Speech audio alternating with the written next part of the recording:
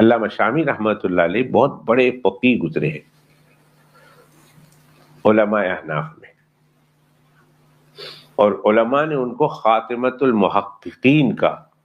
لقب دیا ہے کہ ان پر تحقیق ختم ہے، ان کے بعد ان جیسا کوئی تحقیق کرنے والا آیا نہیں۔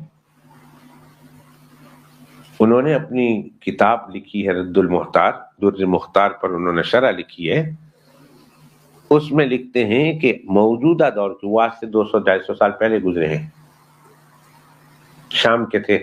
علامہ ابن عابدین الشامی، انہوں نے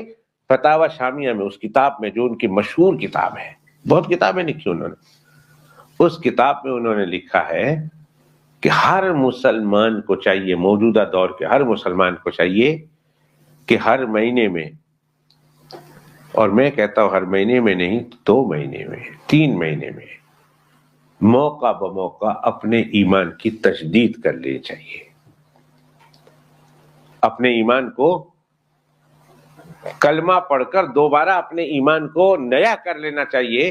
اور اس سے بڑھ کر انہوں نے جو بات کہی کہ موجودہ دور میں اتنی زبان کھل گئی ہے، انسان اتنا بے باک اور اتنا بے فکر ہو گیا ہے، اور اس کے منہ سے ایسے ایسے جملے نکل آتے ہیں کہ انہوں نے کہا کہ ہر مسلمان کو چاہیے کہ ہر مہینے 2 مہینے چند مہینے کے بعد دوبارہ اپنا نکاح کر لینا چاہیے، نکاح کی تجدید کرنی چاہیے،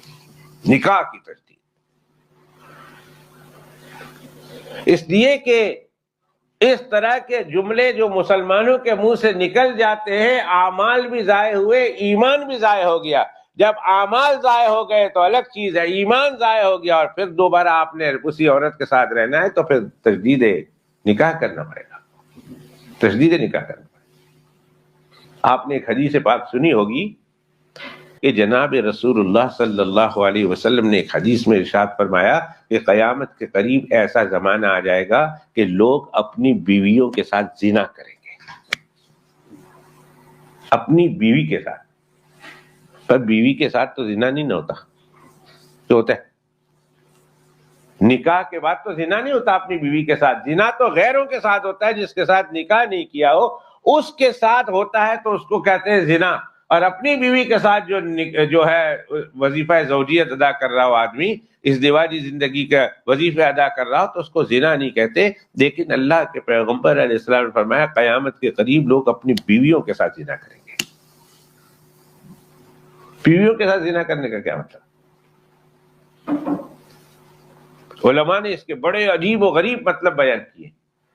شراح حدیث نے اس کے بے شمار مطلب لکھے ہیں۔ ایک مطلب یہ ہے کہ اس کی بیوی ہوگی، اس نے جب شادی کی تھی تو اس کے ساتھ نکاح کیا تھا، لیکن درمیان میں ایسا جملہ بول گیا تھا کہ جس کی وجہ سے اس کا نکاح ٹوٹ گیا ہے، اس کے نکاح سے وہ نکل گئی، اس کا ایمان چلا گیا۔ اب جب دوبارہ وہ تو اس کو تو پتہ ہی نہیں کہ میرا ایمان ہے کہ نہیں ہے، اب دوبارہ جب وہ اپنی بیوی سے ملے گا تو اس حال میں ملے گا کہ اس نے کلمہ تو پڑھ لیا ہوگا، نماز تو پڑھ لی ہوگی، لیکن نکاح تو اس کا ٹوٹ چکا ہوگا۔ اب جو بیوی کے ساتھ وظیفہ زوجیت ادا کر رہا ہوگا وہ بیوی کے ساتھ نہیں، زنا ہو جائے گا۔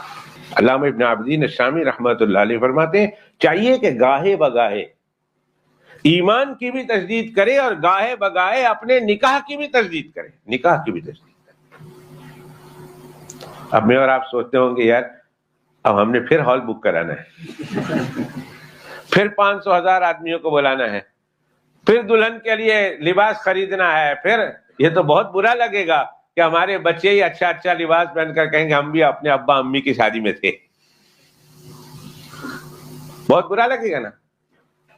تو کیسے نکاح کرنا ہے؟ کیسے ہم اپنی بیوی کے ساتھ نکاح کی تجدید کریں؟ بھئی مسئلہ